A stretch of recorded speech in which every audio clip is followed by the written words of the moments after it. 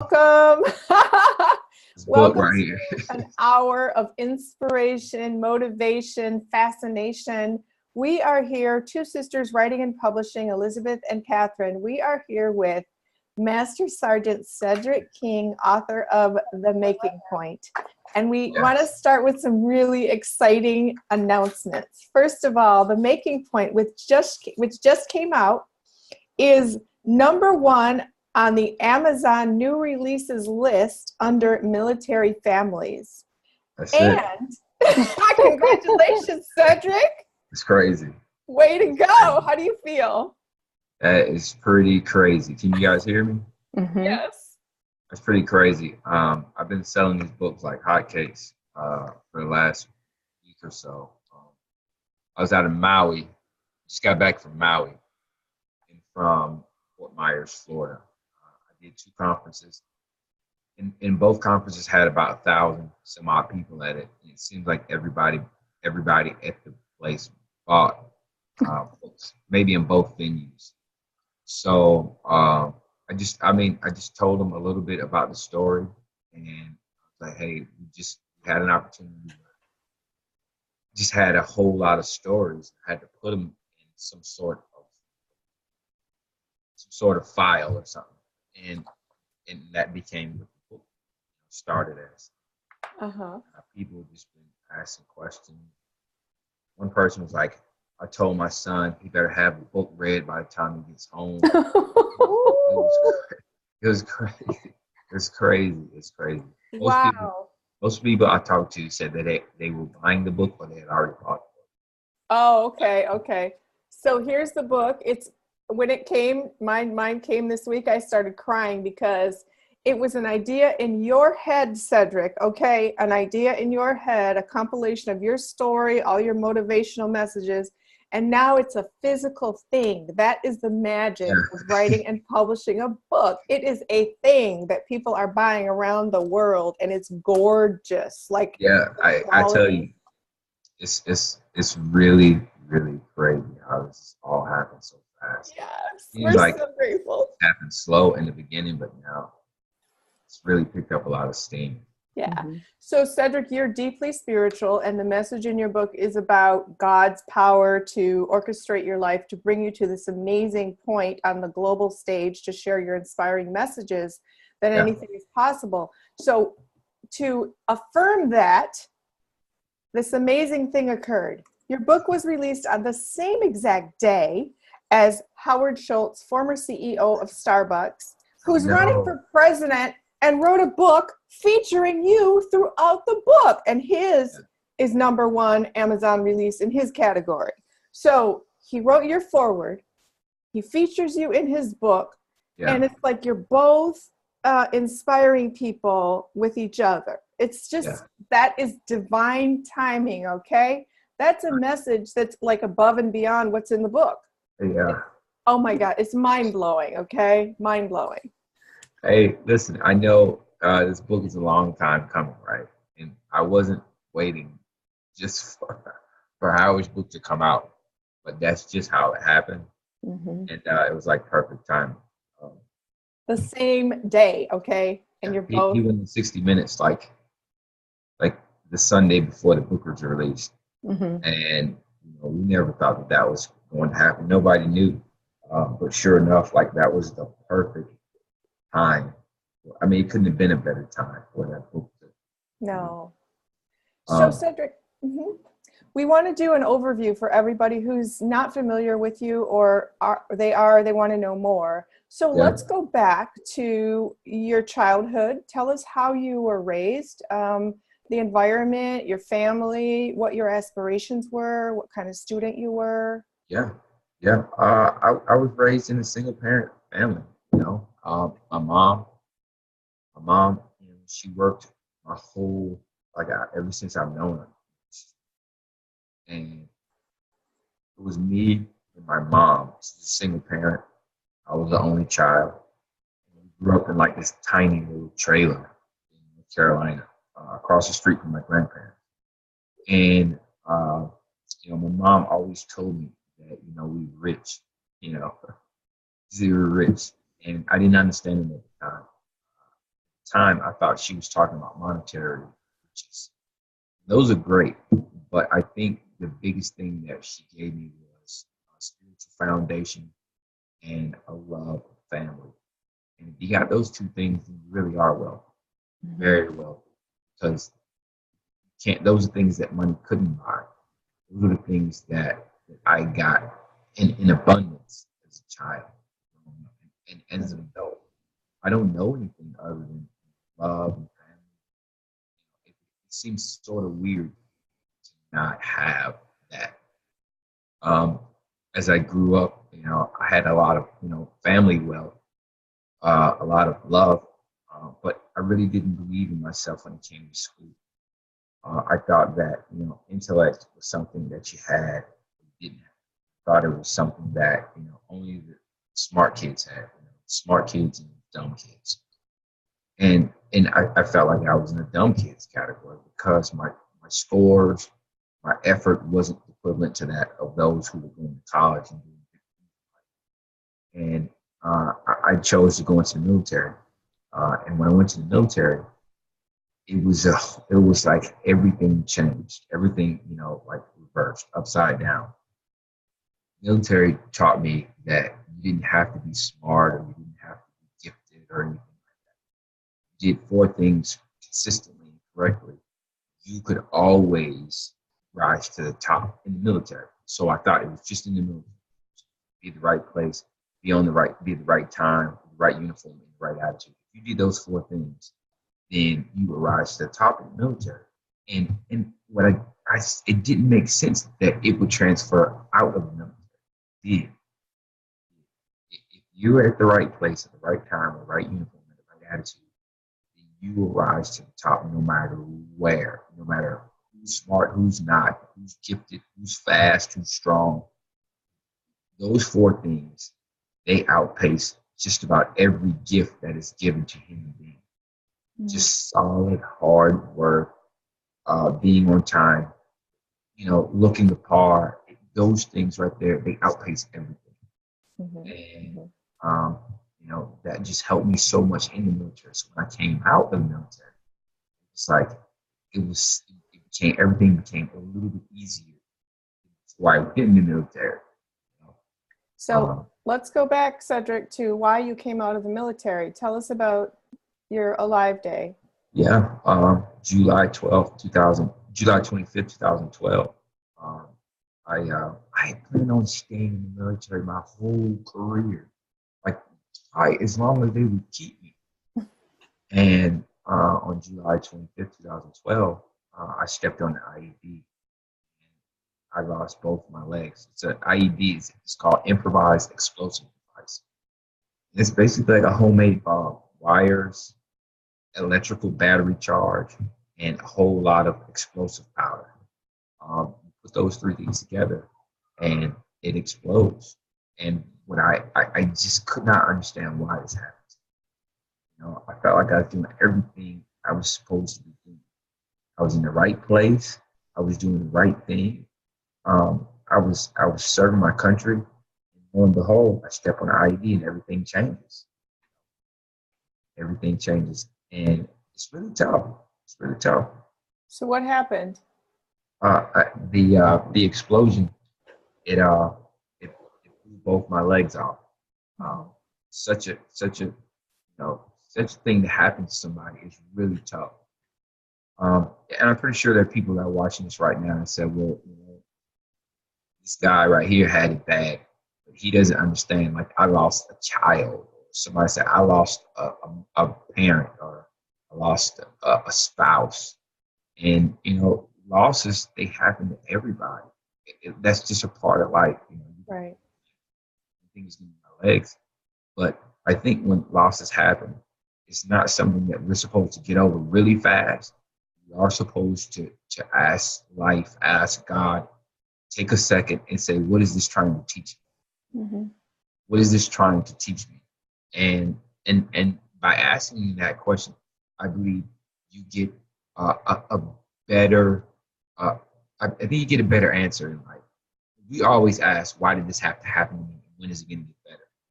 Those questions have nothing to do with the overall lesson that's being taught. I had to surrender, and that's something that I really didn't talk about a lot in the book. But surrender is something that has to be addressed.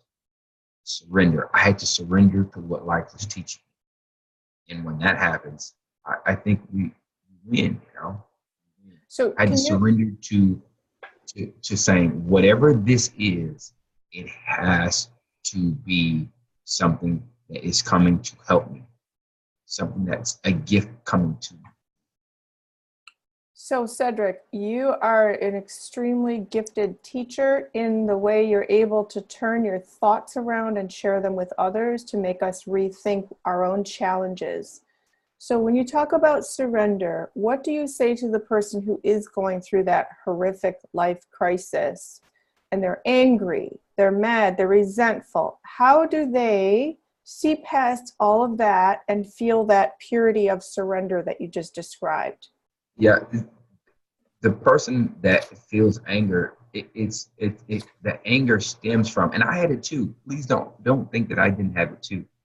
But surrendering comes down to this: it's things don't have to go the way that I need them or want them to go.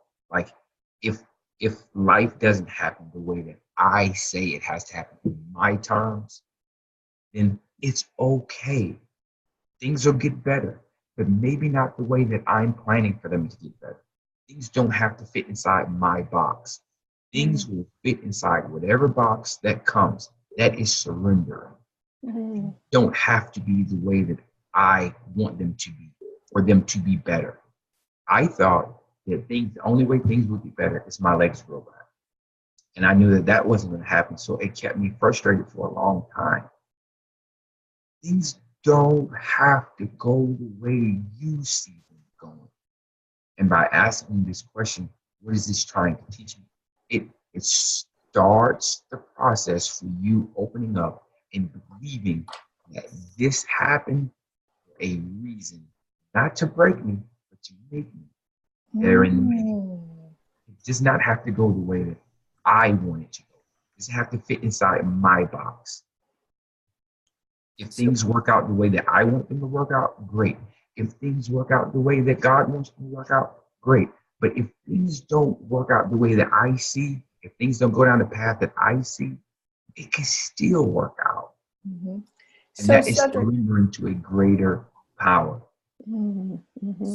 Exactly. So the foundation of your ability that empowers you to do this is your strong faith in God and understanding that God is orchestrating your steps and created this whole experience for you. Can you talk about how you reached a moment, you're at Walter Reed Military Hospital for 3 years, you're sitting in the bed with no legs, you're like, God, why me? Why is this happening? You're depressed, you're despondent, briefly. And then you ask, and then you realize that God had to take the legs away in order to give you the blessing. Can you talk about that? I always thought that I said, well, there's no way.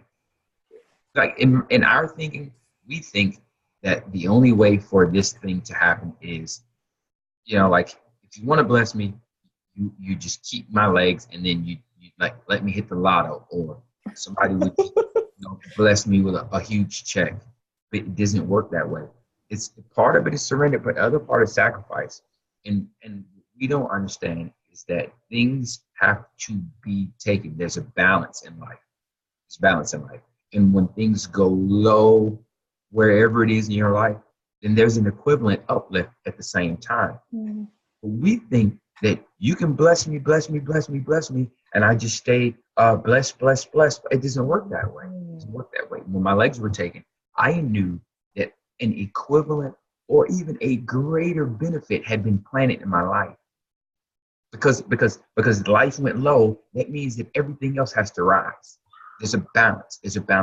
If with every single disappointment, with every single heartbreak, there's an equivalent or greater seed that's being planted at the same moment. And you have to believe that. You have to believe that. There's no heartbreak, there's no pain, there's no loss that ever happens that on the other on the other end is not being planted at the same time. Yes, you lost a husband. Yes, you lost a parent yes, you got a disease. Yes, on the very opposite side of your life, there is another seed that's also being planted with equivalent or even greater blessing. If you aren't able to look at things that way, you always look at yourself as the victim. You always think of life's not fair. Look, you'd be crazy to think that Oprah Winfrey, pregnant as a teenager, mom's not in her life. You'd be crazy to think that she would have a chance. Fired from her gig in Baltimore, fired as a news anchor in Baltimore. You'd be crazy to say that this lady has a chance. As a matter of fact, most people say, man, I'm so sorry this happened to you. But nobody says that now because they see how the end of the story is. You always have to look at people who are given tough circumstances and say, man, you can do something with that. You can make that work because you've been given an uppercut. You were given a knockout blow. And you also have another knockout blow seed that's planted on the other side of your life that's going to germinate soon that nobody's going to look at you and feel sorry for. Yeah, Abraham Lincoln, you lost a wife. Abraham Lincoln, you lost in the primaries 3-4 times. You went to the military and didn't make it. But guess what? You go down in history as one of the all-time greatest presidents ever lived. You were the president during the Gettysburg Address, during the Civil War. Nobody looks at Abraham and says, I feel sorry for him. Not now. And I'm the same way. And I would believe that the listeners that are watching this, they should feel the same way. Yeah, you got some uppercuts, but also, guess what? You got some seeds planted too. You got to celebrate. It's time to party. So what do we tell ourselves in that moment, Cedric, when we're trying to have a pity party? Oh, woe is me. Oh, this is awful. What is the conversation in your head? For me, is this right here. When things go bad, look, this is breaking news. Wednesday night, I go to the airport and find out that the only flight that's flying out of Maui that night has been canceled. And there are no rooms left on the island. You have to spend the night in the airport. There's every reason to complain. And Starbucks is closed. There's every reason to complain. But I know that at that moment, when it's so easy to complain, you have to take a second before you just fire off your arrows, before you just fire off your complaint gun. You got to stop right there and say, wait a minute, let me look around here. There's a blessing here somewhere. It's like an Easter egg hunt. It's somewhere around here right now. Where is it at? And most of us stop right there and we begin to complain. You don't take a look. You don't take a second to look around because there's a blessing there somewhere. Fortunately for me, I found the blessing.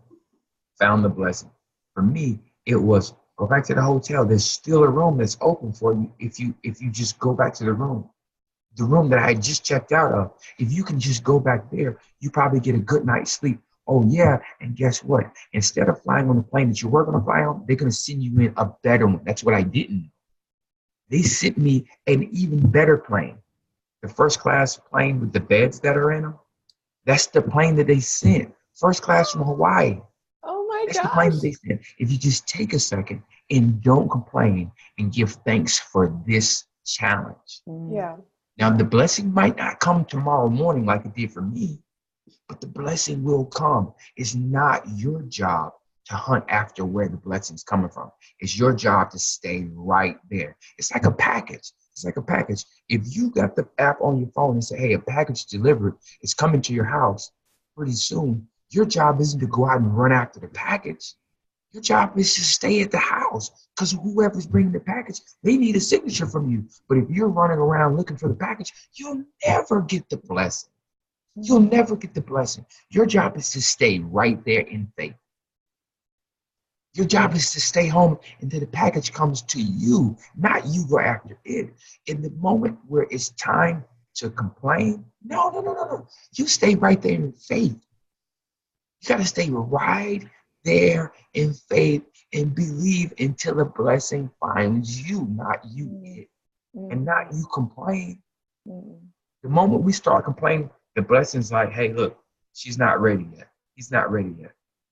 Wow. But blessing can't come until you are prepared to surrender to whatever is going on. The moment you surrender to whatever's going on, then guess what ends up happening? The blessing wants to find you because you surrender to whatever. I get it. I know it's easy, especially in today's climate where government is changing. People got laid off for no good reason. And yeah, you could complain. Yeah, you could. But the blessings get to you faster when you start giving thanks. Right. So your book is so full of poignant moments where you do exactly that. One of them is you had a speaking engagement in Los Angeles. You were at the airport and you were in excruciating pain because your legs, the bone is still growing through the skin, and it causes you tremendous pain. And you made the very powerful decision not to take pain-killing medications so you would not get addicted, which is a major problem amongst veterans, especially those with wounds.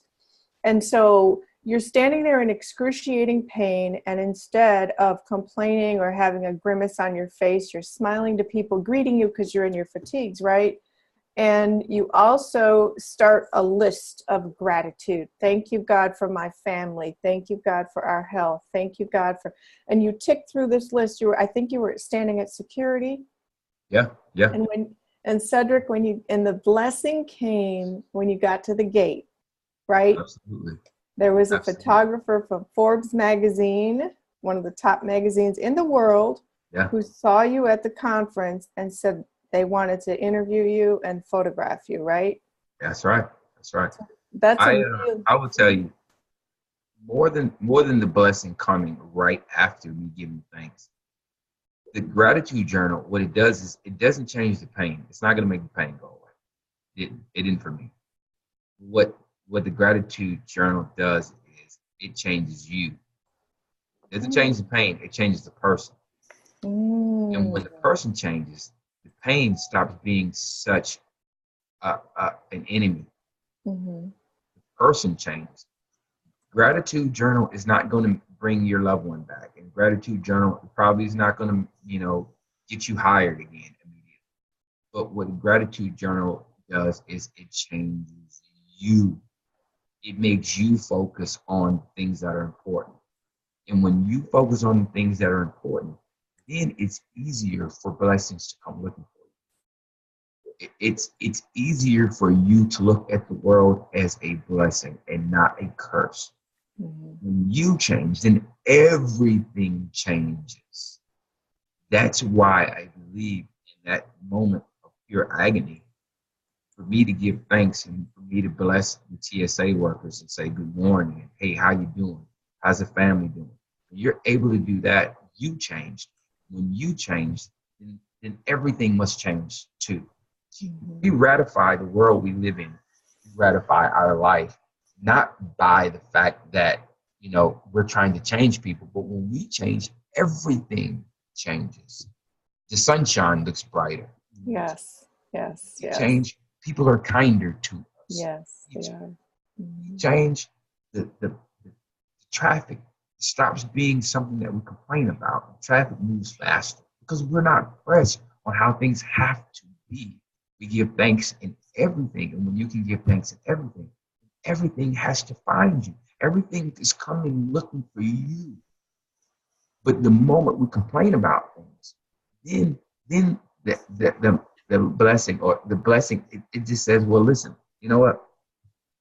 If he thinks that this traffic is bad, then I can't bless him with the fact that there's an accident happening that he's about to avoid because he doesn't understand that this is why the traffic is happening. Traffic is happening because he is about to be in the shopping cart line a little bit later than he would be, but that's where the blessing is, because he's going to be in line with somebody that's going to bless him for the next 50 years. But that is what I would have never talked to the person in the Forbes magazine had I made it through security faster. We would have missed planes. Mm-hmm. I wouldn't have been at the gate at the right time. But lo and behold, everything has a season and a time. And if we stop thinking that things got to be the way we need it to be, then you'll be able to see that things are the way that they are supposed to be, the way that God has designed them for us. Mm-hmm. Mm-hmm. Excellent. Cedric, you've done a lot of preparation well in advance of your injury to prepare your mind for this type of thinking. And that included reading a lot of inspirational, motivational, self-help books, such as The Power of Positive Thinking by Dr. Joseph Murphy. And that's only one of them. So when you were in that hospital bed, a month after your injury, no legs, you see Oscar Pistorius, a double amputee, running on blades in the Olympics on TV. You ask your doctor, hey, doc, can I be doing that in a year? And the doctor's not real hopeful. The power of your positive thinking and the depth of your faith in your spirit said, I'm going to be running in a year, 10 miles. And that became your mantra. 21 months later, you ran the Boston Marathon. Yeah. Talk to us about how you use the power of positive thinking to essentially do the impossible. See, this is what we do. Sometimes we have something that's deposited into our spirit. What we do is we go and look for human verification. Mm-hmm. So we know that we got the deposit already, right? You got the deposit because as soon as you saw that TV show, or as soon as you heard that radio announcement, something leaped in your spirit. You got excited about it. Mm-hmm. But what we do is we go out and we look for something or someone to verify the deposit, right? Say, hey, can I go and sing songs? Or can I go and be a star? Can I go to law school? What do you think about the chances of me going to be? No. You already were told what you were supposed to do or have. The moment you got excited about it, that was the deposit. Mm-hmm. We forget that the deposit is something that is spiritually deposited into our spirit. It's spiritually deposited. That moment of excitement is the deposit. The moment of giddiness and the moment of laughter when you saw or heard the song. You saw that person that you thought you were going to fall in love with. That was the deposit. What else are you looking for? What did I try to do? I wanted to go and verify it with the doctors. Now, the doctors, with all their schooling and with all their knowledge and intellect, they are still limited when it comes to what was deposited into your spirit. They're still limited, infinitely limited, because what you were told is not going to make sense to anyone. Not logically, not when you look at through the lens of logic, right. But spiritually, whatever was deposited into your spirit, it is the exact thing that is going to happen. Now, it's your job to believe. Now, the deposit plus believe equals results. I chose to go and seek verification from people. When I didn't get that verification, I still was stuck with the deposit. I still was stuck with the deposit, and I had to believe. So it's the belief, and it's also the work. Cedric, you believe super hard when nobody was. Kaida ran with me in the beginning. Once I started running like 8, 10, 12 miles, she was like, hey, look, I'll be here when you get back. Kaida was the first person who believed in me and said, hey, look, we're going to run every morning. We're going to get you ready for this 5K. So, okay. So we ran together. But there were moments where I just had to get out there and run on my own. Like, there's going to be moments where nobody's going to be there patting you on the back. There's going to be moments where you just got to figure it out. And that's where things can get very lonely. It's going to be times where nobody's giving you attaboys and like, hey, you're doing a good job. It's going to be times like that. And in those times, that's where the growth happens. It's going to be times where nobody's telling you, hey, look, the cake tastes great, or the meal that you did. Nobody's going to be saying thank you and attaboys. Those are the moments where you got to figure it out on your own. Get out there and train on the deposit that was made in your spirit.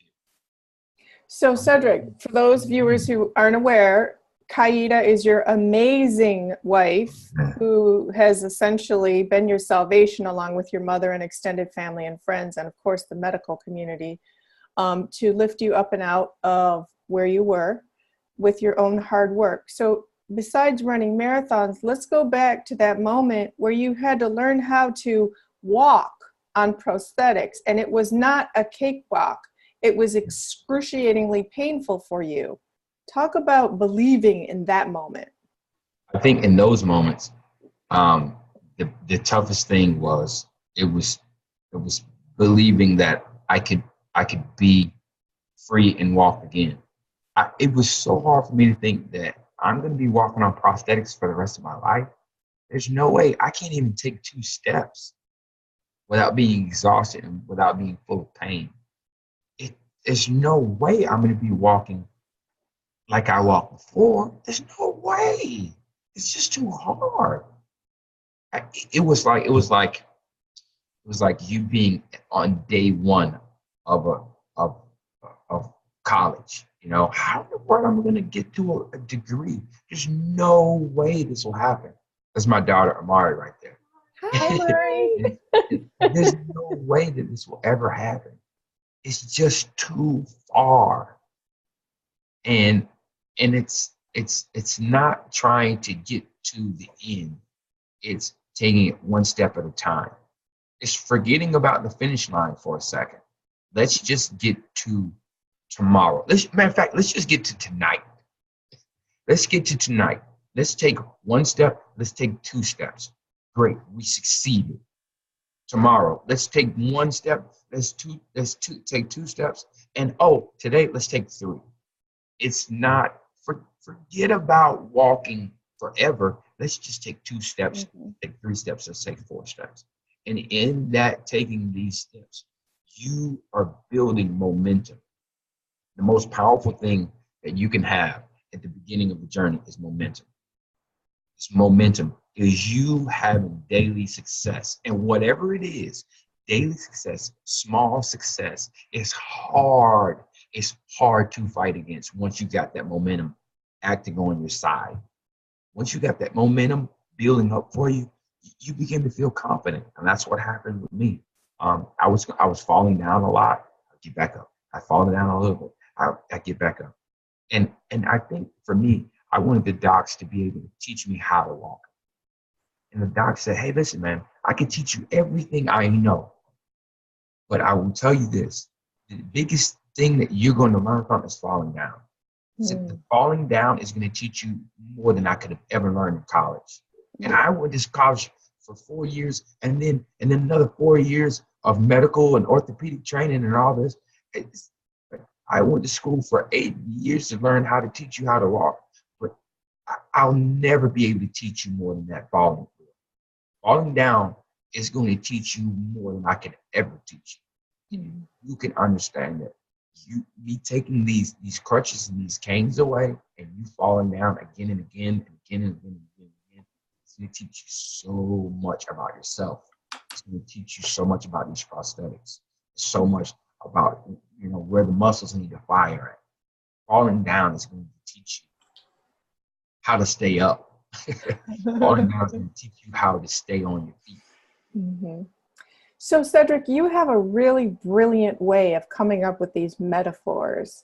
And one of my favorite ones in the book is about baking a cake and needing the heat of the oven to bake the cake and make it delicious. Otherwise, it's not edible. Can you talk about that metaphor about taking the heat in life, because that's what makes you into the delicious treat that you're supposed to become? Yeah. It's a lot of nasty things that go into cakes. It's a lot of nasty stuff. All right, eggs, you know, milk and this powder, little sugar makes it sweet, but it's a lot of stuff that you would not ever eat on your own. You just don't go and eat cake batter in the powder burn. You just be disgusting. When you mix it with water and eggs and sugar and I mean all kinds of stuff, mix it all together. It's still cake batter. People say, "Oh, cake batter is great," but you can't eat the cake batter all the time. It'd be bad for you. But when you put all those ingredients together and you mix heat with it, then something on the inside happens in that oven. At the right temperature, for the right amount of time, it turns into a delicacy. It turns into a treat, something that you can eat, something that you can serve, something that will put smiles on people's faces. But it's not until you go into the oven. It's not until you go into the oven that this mixture turns into something that puts smiles on people's faces. And it's not just the heat. It's not just the heat. It's the heat coupled with the right amount of time. And like I said before, everything has a season. Everybody thinks that as soon as you get hurt or as soon as you lose something, as soon as it's disappointment, it's gonna feel like it's forever. I guarantee you, if you get a cold right now, you're gonna think, golly, it's gonna last forever. I got sniffles and that's gonna last, sneezing and allergies and season. It's not going to last forever. It's going to last for the right time. And the God we serve is a God that knows just when to put you in, just how hot it needs to be, and exactly when to take you out. You have to trust that he knows what he's doing. And I say this, look, I was in the hospital with my family. It's not just me, my daughters, my wife. They were all in the hospital with me for an indefinite amount of time. We didn't know we were going to get out. 3 years. But God knew when to take us in and he knew when to take us out. And it felt like it was forever when we were in the hospital. Exactly when to take us out. And that's something that is not just true for us, it's true for everybody. The problem is when we're in the oven, we complain about how hot it is. We complain about what the heat is doing to us. It's feeling uncomfortable. We ask God to get us out of this jam this time. I was like, no, I can't take you out right now because it's doing something for you that you don't even recognize. If you just stay in the fire, guess what's going to happen? You're going to put smiles on a lot of people's faces. You're going to put smiles on a lot of people's faces. And listen. You'll know that you put smiles on people's faces when you can put your arms around somebody. When you're hurting, when you can buy groceries for the person behind you when you need the money. You need the money. You bless somebody else. And out of that, that's when the blessings roll around. It's when the blessings when you need the money, when you need the encouragement, when you need the friendship, is when you give it to somebody else. That's when you know that the heat is working. You're changing. When you change, once again, your circumstances change. We try to engineer it from the opposite direction. We try and change our situations, and then we think we'll change. I'll just go and I'll tell the boss how things should be. And then when I tell them how things should be, then they'll be the way that I want them. No, it don't work that way. What you do is you change. You change. And you say, hey, however this is going to be, it's going to be. Some people say, well, that sounds like quitting. No, it's not quitting at all. What it is continuing to believe through the lens of surrender. Continuing to believe through the lens of surrender. I ain't gave up. What I did was I said, hey, look, I believe that it's going to happen. But not in this box. It's going to happen in whatever box it comes in. My job is to continue to believe, put my arms around somebody, encourage somebody else. Yes. So you didn't give up. You kept working, but you kept working through a different lens. So Cedric, that's a perfect segue. I want to talk about veterans. And first, I want to talk about your marriage, because a lot of veterans come home with injuries. They might have PTSD, flashbacks, depression, addiction to pain medications, and unfortunately, their relationships and marriages suffer. Yours is the opposite. Your wife, Qaida, oh, it gives me chills. She heard you. You were in Afghanistan in a coma in the hospital, and she heard you say in her mind, I'm still me. And she made vision boards. She essentially wallpapered your hospital room with vision boards of photographs that were so loving, so you were surrounded by that inspiration. And that's just one example of what she has done to help nurture you back to above and beyond who you were before. So talk about the strength of your marriage and the power of that in your healing process. I got to read you guys something that Qaida wrote the day I got injured, like the day she saw me for the first time. This is what she wrote. Today had to be the most horrible and yet the most wonderful day of my life.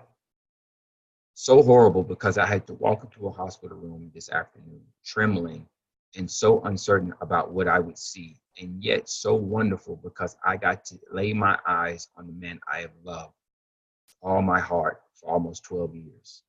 This is the day she saw me. I'm still in a coma, right? I was amazed to see that he looked so good, considering all that he has been through. He is still sedated, but alert enough to open his eyes when his name is called. To me, seeing his eyes open was a gift that money cannot buy. I feel up and yet so down because this journey will not be easy for him, but I pray that God's love and grace will get us through. I beg you to keep praying because he's still not out of the woods yet. It will be a while before they wake him up completely, but when they do, he will know just how much the life that he once knew has changed. At this point, she hadn't broken to me the news what has happened. This man is a miracle, and God must have spared his life for something great. Keep on praying, Facebook family. Help him make it through.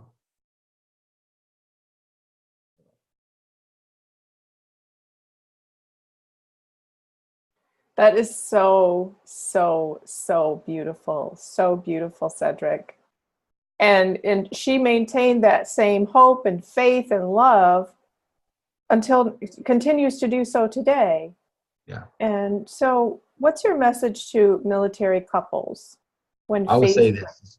It's two things. To the military, to the soldier, or to the service member, right? To the service member has to understand that things happen in a very difficult place, but the military taught us how to adapt and overcome the things. And we feel like sometimes when we're separated from our tribe, then everything's changed. All the rules have changed. No, the rules are still the same. Rules are still the same. You adapt to the environment and then you overcome it. Now, adapting to this environment is tough when you've lost loved ones and you're the only one that survived this horrible, horrific set of circumstances. But at the same time, you have to learn to understand that there is a lesson in everything that life gives you. And the lesson is not to run from it. The military taught us not to run from our troubles, but sometimes reach out for help. You have to reach out for help. If it's professional help or it's personal help, you must be able to reach out and ask for help. You're adapting and you're overcoming through the help of others. I think the other thing is this. It's for the service member. We had to work out every single day. We had to work out every single day.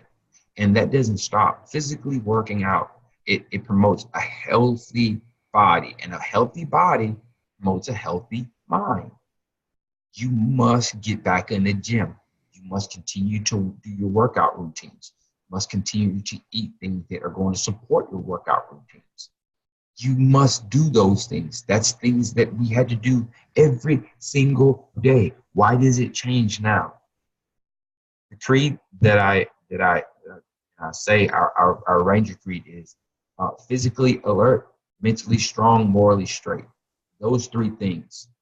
And you cannot continue to live and be successful outside the military if you don't put and apply the things the military taught us.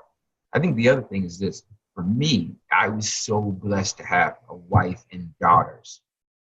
It was like me hitting the lottery. I had people around me, once again, that loved me, had a wealth of riches and family that continued to love me. Things weren't easy. When I wasn't easy to look at. I lost a pair of legs. I had bandages everywhere. But I understood that these two girls and my wife, they looked at me through the lens of love. And they loved me in spite of what I looked like, in spite of surgeries, in spite of all that. I had to learn to trust in their love for me. When I didn't have the love in my heart for myself, I had to trust in their love. And if you can do that. Yeah, I had my mom, love still there, continue to love me. When that happens, it can help you get along a little bit better. I think the last thing is this: my wife loved me enough not to feel sorry for me. Mm-hmm. Okay, so this is nothing. My wife, maybe purposefully, maybe she did know, maybe she didn't know. But my wife and my daughters continue to love me in spite of me feeling sorry for myself. They wouldn't allow me to feel sorry for myself. So they asked me to continue to do the things that I did before, even in the wheelchair, Mm-hmm. even in the wheelchair. That is something that was tough. My daughters wanted me to go to the park still. Mm-hmm. How am I going to go to the park and push you on the swings? I'm in a wheelchair. They didn't care. Dad, look, hey, I can't push me higher. I was like, higher. I can't reach it. They didn't care because in their eyes, you're still daddy. Mm-hmm. So it don't matter if you got legs or not. It's not like they're going to understand. They're not going to say, oh, Dad, I understand. You're in a wheelchair. You don't have to push me. We don't have to go to swings. Kids don't do that. They're selfish enough to ask for the daddy they had before, which is great because it didn't let me off the hook. Right. My wife's just like, look, I'm not a single parent. I'm married. I'm a married woman, and you are in this too. I still need you to help out. I need you to, go get the kids breakfast in the morning. I'll do their hair. You can't do their hair, so you go get the breakfast. Okay, cool. I still have responsibilities. Hey, look, you took out the trash before. You gotta take out the trash now. Okay, well, look, that's not letting me off the hook. And by not letting me off the hook, it reminds me of the person that I was before. And I know it may seem harsh because all situations are different. But I got my legs blown off. There ain't no faking it. I had to overcome some things. But my wife and my daughters, they still expect daddy to be there. No excuses. Still daddy. Still husband. Figure it out. Ain't no time for you to feel sorry for yourself because they don't. They don't feel sorry for you. They're like, look, we're kids. We're selfish. Right. We want the Christmas tree. We want the gifts under the Christmas tree. We still want you to take us to Baskin Robbins. We still want you to do all things you did before. We want you to do it with no legs. Right. Don't So let Cedric, another thing that you talk about so beautifully in the book is how your friends reacted to you the same exact way. They came in your hospital room, you're screaming the Wu-Tang Clan at the top of your lungs and all the hot songs, and they're bringing you your candy that you like to eat and just having a good time like you're the same old Cedric before. So that's a message to people who might be coping with a family member who's going through something tragic. Just treat them with the same love and respect as before. Is that correct? That's absolutely right. Don't fall into the trap of thinking that they're different. Mm-hmm. You have to love them enough to continue to expect what they gave you before. And some people are forever changed. Now I know this is not it's not a one size fit all, and you have to tailor it to the person. Me, I know that those are the things that help me continue to be Cedric that I knew that I was before. And as soon as you get the mind frame of who you were before the injury or before the loss, then guess what? You can go back to being the strong person you've always been. Matter of fact, you be stronger. You be stronger. You know, they say that when the bone breaks, there's an ability for the bone to restore itself stronger than it was before. Mm-hmm. And the only way that happens is you have to continue to apply pressure. You can't favor the leg. You know, some people say, don't favor the injury. Just walk as it was before.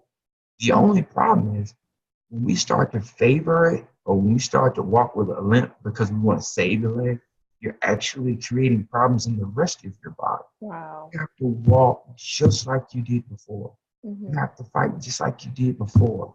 Mm-hmm. And that's the only way the bone will get the right amount of healing. The bone can be stronger than it was before, but you can't walk around favoring it. Mm-hmm. You gotta run the same way you did before. Mm-hmm. You gotta apply the same amount of pressure that you did before for the bone to understand that, hey, I can be stronger than I was before. So speaking of that, Cedric, there's a horrific statistic about 22 service members, veterans, 22 veterans per day take their own lives. What's your message to someone who might be having depression or suicidal ideation as a result of the things they've gone through? 22 service members a day is tough. I'll be honest with you. I've lost about three or four of my close friends every year since I've been in.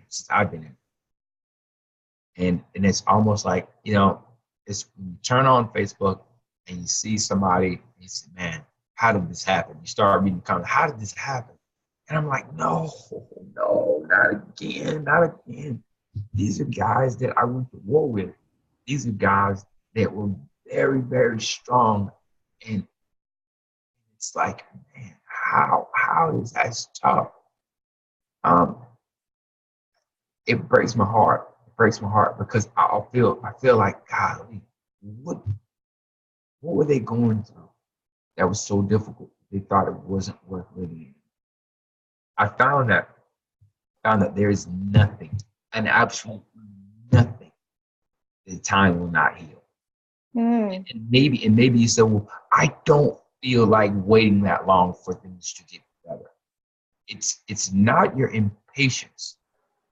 It's your impatience that makes you feel like it's worthless. But if you give it a day, if you give it 2 days, if you give it time, then it's not going to be about what happened. It's going to be about what you've learned and how strong you've become.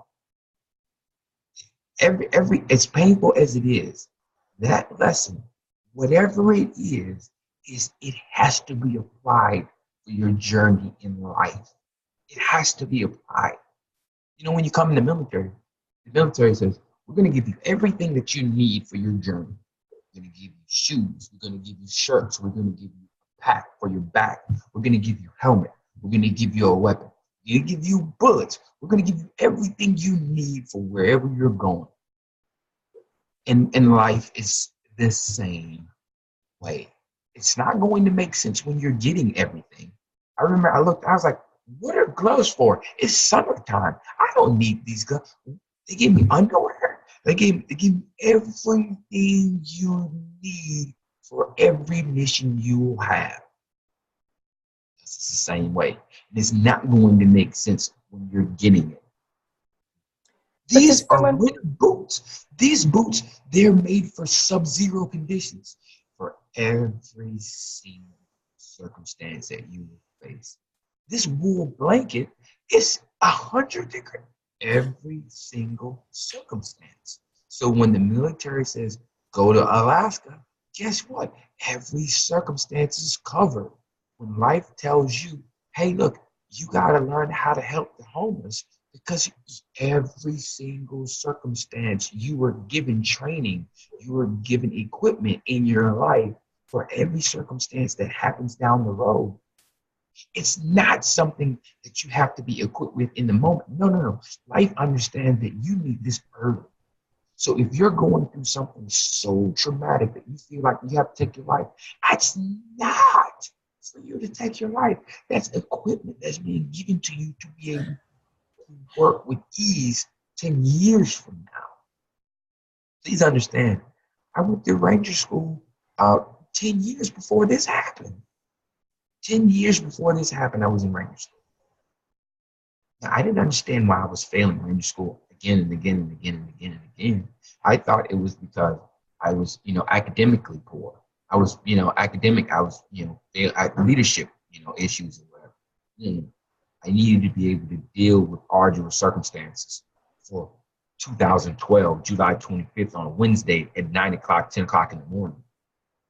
That's why I was dealing with these tough things that the Army was giving me, so that I'd be prepared and well equipped, so that the lesson will be already taught and I'm operating ready to go for July 25th, 2012. You never know. Whatever you're going through, if you feel like you're at the brink of tragedy and it just can't be fixed, it's not for now anyway. It's for August 16th, 2025. When that day comes, you've gone through this already, and guess what's going to happen? You're going to be able to move with ease because you did not quit in 2019. You didn't quit in 2019. So when 2025 comes along, guess what? You're going to be like a champion because you have had the equipment and training put into your life early. Does that make sense? Love it. Love it, Cedric. So from there, let's go to the message that is your mission to share as a motivational speaker, because you speak at conferences, corporations, all over, schools. What is your mission in being a motivational speaker now that you've had this experience? I feel like my mission is to be able to spread the word of God and be able to tell people about God, what God's done for me in my life. I'll be honest with you. I'd be a fool to come out and say, hey, look, I did this all on my own. I was led and guided by the love and grace of God. That's it. There is no me getting here without my family and without my faith. There's no way in the world. And I feel like that my mission in life is to spread his word in a way that corporate can hear it, and the way that people can hear it without being, preachy. I wanted to be amusing. I wanted to be funny. I wanted to be entertaining. I also wanted to be informative and transformational. More than I feel like I'm a motivational speaker, I feel like I'm maybe an inspirational, transformational speaker. People can walk away and they can know that I wasn't beat over the head with Bible verses. I wasn't beat over the head with, with spirituals. Nothing wrong with that, because this is what I grew up on. But everybody absorbs it a little bit different. And a lot of people came up to me in Maui. They said, "Are you go to church?" I was like, "Yeah, I do. Yeah, of course I do." So, me and my husband were listening to you. He said, "He's got to be going to church." But I didn't feel like that you were beating us over the head with the Bible. Maybe if I could teach God's principles in a way that business corporations can hear it, I could teach it in the way that maybe communities can hear it. It doesn't have to be something to where you feel like you're being preached at. I wanted to be something where people say that, man, God's love is so abundant and his stories are so pure that I could absorb it and I could feel like that I went to church, even though I wasn't in church, I was at work. And if I believe in your God, Cedric, I believe in a God, and that God loves me. And if that God loves me, then I feel like the things are going to be all right. Maybe we serve two different beliefs, two different religions, but the message is the same, though. I believe in Jesus Christ as my Savior, but at the same time, I know that other people say, "Well, listen, I believe in a different faith." The things that you're teaching me, they work. No matter what faith you are. Kindness and belief, grace. These are things, sharing, love. These are things that are faith, immaterial. This is faith across the board, So Cedric, why did you put your ideas and your story into a book? Why did you write a book? Because I was running around with like a file. It looked like this. I was running around with papers like this all over the place and notebooks. I just had a ton of notes. And every time I would get ready to do a speech, I would have to thumb through notes and I just have to highlight stuff and it just be like crazy. It was crazy for years. Every time I wanted to do a speech, I had to look at a ton of YouTube videos and it just became very cumbersome. But when I put it all in a book, it's a lot easier to be able to navigate. You know, I can just say, you know what, this is what they need to hear today. I do the conference calls with the meeting planners say, hey, look, this is what I need. Okay, too easy. I'll go there, get what I need out of the book. It's all there. And for, it's a reference tool. But for so many other people, it may be a pathway.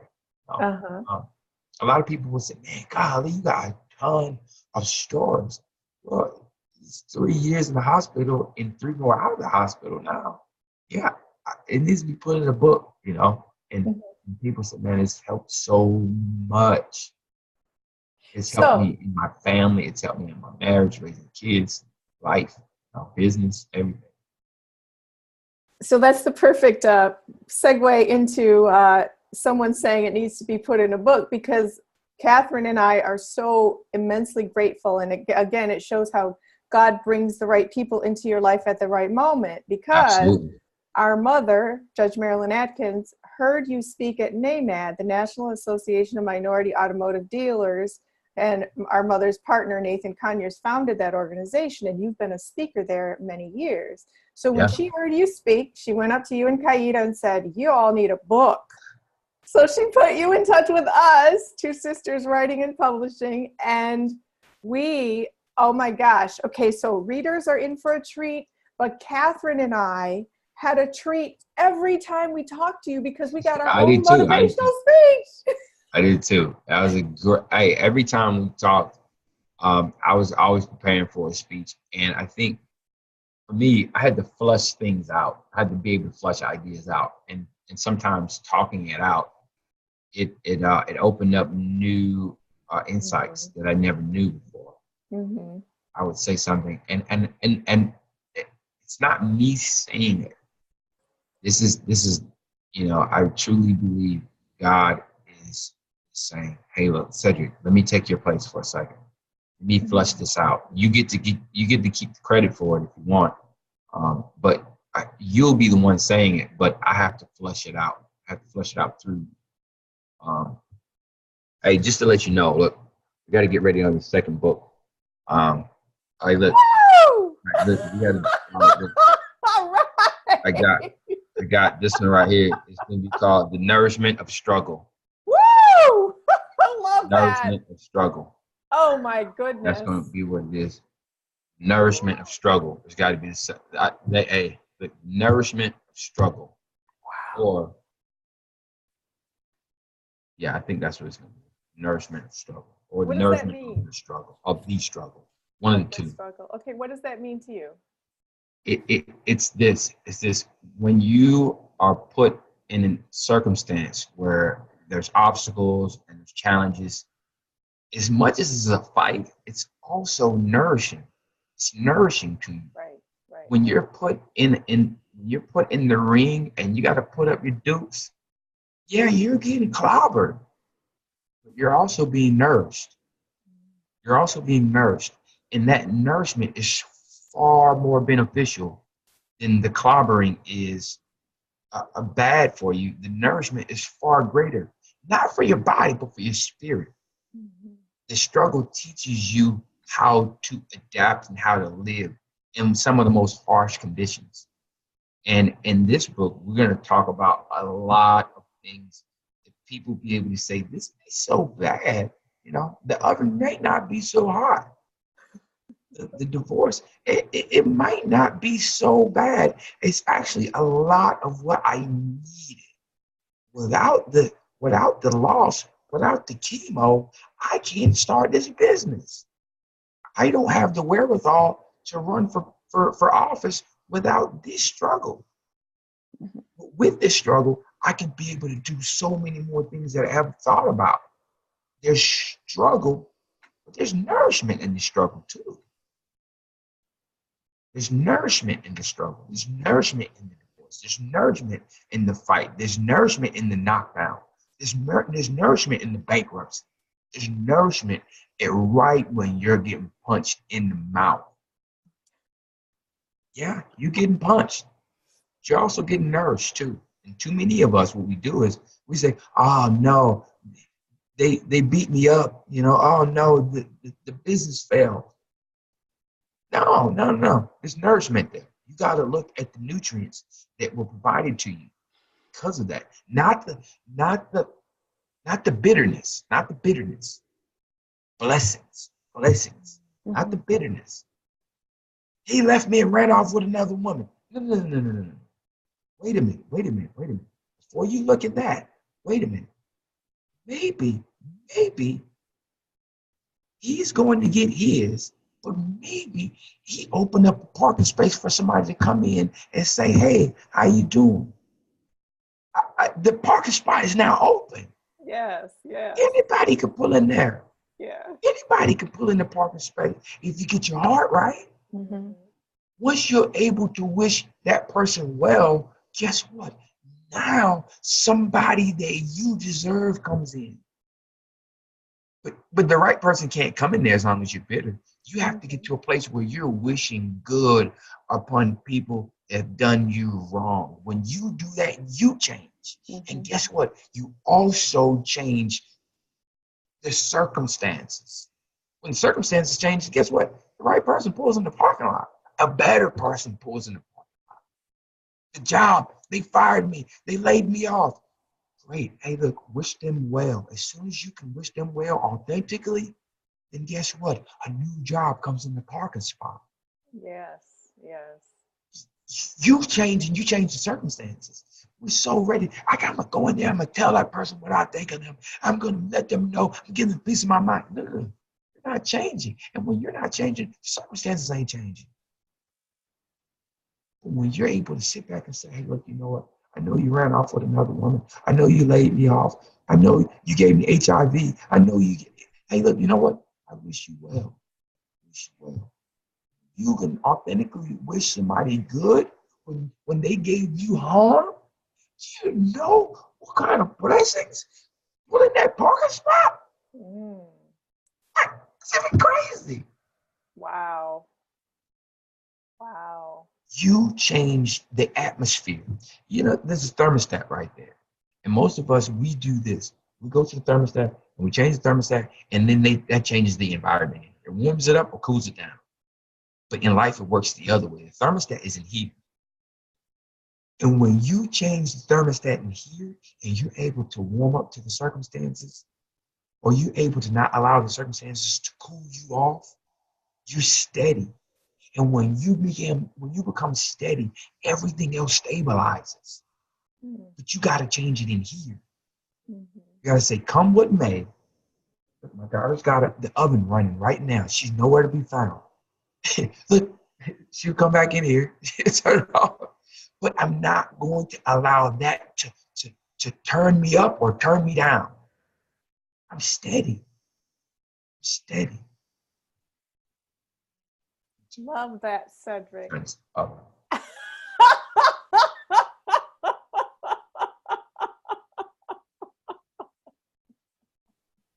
right. So I can stress me. I can turn it off. It's all right. Mm-hmm. So, okay, Cedric. So, is there anything else you'd like to share with people who are watching about why they should read your book, or heed all the wonderful inspiration that you're sharing in it? Absolutely. Listen, this book is a long time coming, and everything in this book has ratified the way that I think. It's made me a far better person. It's allowed me to speak to millions of people throughout the world.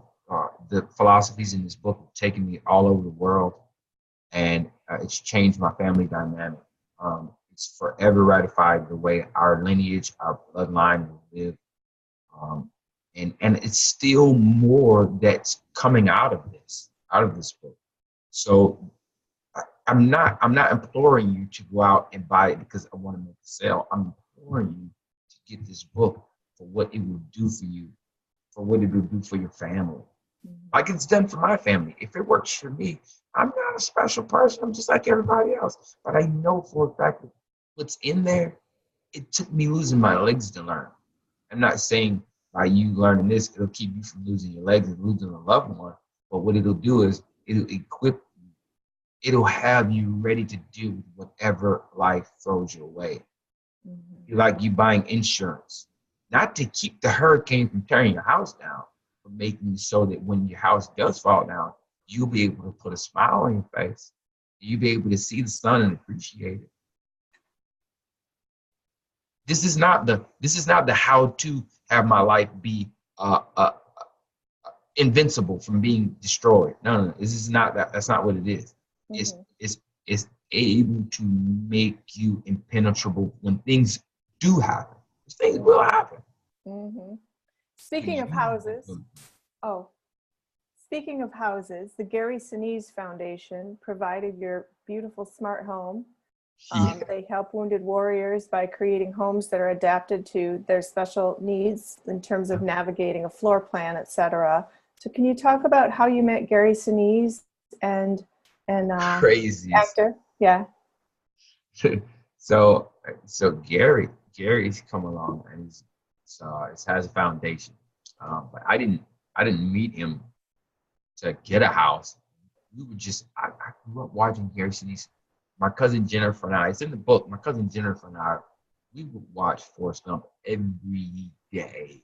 Because I was getting ready to go to the Army. And we would laugh. It was like, that's what the Army's about to be like, in these shining boots and cleaning toilets with toothbrushes. I was like, oh, but when I watched the movie, his character specifically lost his legs. And when I met Gary for the first time, it wasn't about getting a house. It was, how did you learn how to swim with no legs? And how in the world did you go around the movie set with no legs? Because it looks like you don't have any legs on. It's like, it's all camera tricks.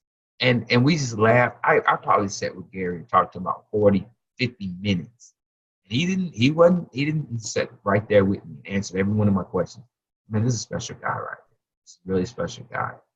And throughout time, what ended up happening was, they said, hey, look, you know about our RISE program? I said, no. He said, our RISE program stands for Restoring Independence and Supporting Empowerment. And he said, through this program, we're able to give guys smart homes. And I was like, tell me more, So he got back to LA, he sent us information, and we filled out the application. And, this was time while we were living at Walter Reed. So, about a year after we got out of the military, maybe about a year and a half after we got out of the military, we moved into the smart home, which I'm living in right now. And it's amazing. We live in an incredible neighborhood. My kids, they have their own upstairs loft, and my wife and I, just a far better home than could have ever lived in. Everything is handicap accessible. The cabinets and everything I can reach because they're low enough for me, but yet tall enough for my wife and my kids to live in. It's amazing. It's amazing. TVs were donated. Everything in here is smart home compatible. I could, when I'm away from home, I can see the family. When I'm on a date with my wife, I can dial in and talk to the kids over the intercom. It's a far better life. It's a far better life. That's awesome. I wake up thankful every single day, not just because we live in this great house and neighborhood, but because that God hadn't forgotten about us. God hadn't forgotten about us. And if he didn't forget about us when things were really hard, then I know that he won't forget about us in the future. Right. Beautiful, Cedric. Beautiful. Is there anything else you'd like to share before we wrap up today? No, I just thank you guys for this. You guys did an amazing job. I continue to hear about what a great job you guys did. Somebody, we were on a conference call maybe 2 days ago, and one of our business partners said, "Did Cedric write this book?" And he said, "Why?" Is it because it's written incredibly? Wow! At stoplight. I'm reading it at stoplights and traffic. What? It's like, all right, well, look, man, you get there. It's written incredibly. I cannot put it down. I was like, no, I didn't write it. but, Oh my but I God. can tell you who did write it. As a matter of fact, when we get off this call, I got a guy that wants to have his book written. I'm gonna share his information with you guys. Thank you, Cedric, and thank you Call. for His sharing. name's Jared Collins. Okay. He's an Army Green Beret. He wants to work with you Okay. guys. Wow. Thank you. Thank you so much. It's been such an honor, such a blessing, such a learning experience. We are so grateful to be the tool that can amplify your story around the world to inspire people and help them push forward and become their best. Absolutely. So Cedric, you truly are what Howard Schultz said. He said, Master Sergeant Cedric King represents not only the best of America, but the best of humankind. It's pretty big. It's pretty big. It's pretty big. It's pretty big. I cannot take credit for that. God has just been really good to me. All the credit is his. And I want to give a shout out to your mother for being an I know my amazing mom mother. watching this. Like I said, we started this conversation off with her, her giving me a solid foundation of faith, starting me off on the right path in life, not allowing me to think that I was what my grades were, maybe what I did at school, but allowing me to understand that I'm far more important than what happens and what doesn't happen in school or in life. And she loved me through it. And that's why I want to tell my girls too. I try to replicate what my mom gave to me and try to pass it on to them. Beautiful, beautiful, Cedric. Well, we look forward to talking with you again soon. And I highly recommend that everybody read this amazing book. It's easy to read and it's a how-to because Cedric provides exercises and questions and lines where you can actually write in the answers. Look at we all got the book. Later on. It's like it's like a workbook. So you can literally, like Catherine is showing, you can write in the book to answer questions that make you dive within yourself to get some truths and clarity about things and action steps you can take. So Absolutely. Thank you. Thank you everybody for watching today. We're so grateful. Please do pick up the Amazon Hot New Release #1 in the Military Families category, The Making Point by Cedric King. I know, right? Amazing.